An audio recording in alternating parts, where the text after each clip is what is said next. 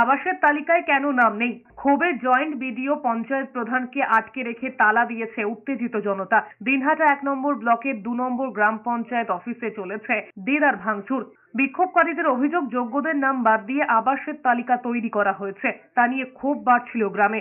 রবিবার এই বিষয়ে গ্রাম সংসদ সভা বসে। অভিযোগ আলোচনার মধ্যেই উত্তেজনা ছড়িয়ে পড়ে। গ্রামবাসীদের অভিযোগ, পুটিমারি 2 নম্বর গ্রাম পঞ্চায়েতে যোগ্যদের বাদ দিয়ে 368টির নাম রাখা হয়েছে। এরপরেই শুরু হয় বিক্ষোভ। পঞ্চায়েত অফিসের চেয়ার টেবিল ভাঙচুর করে গ্রামবাসীরা। জয়েন্ট বিডিও পঞ্চায়েত প্রধানকে আটকে তালা মেরে দেয়। খবর পেয়ে পুলিশ গিয়ে পরিস্থিতি নিয়ন্ত্রণে আনে।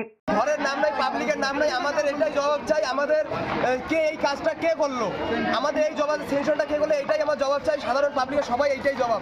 আমাদের গ্রামের সঠিক গরিব মানুষের নাম নাই, ঠিকমতো ইয়ে হচ্ছে না। আমাদের তিনটে ওয়ার্ডে 5-7টা করে নাম আছে, আর কোনো নাম নাই।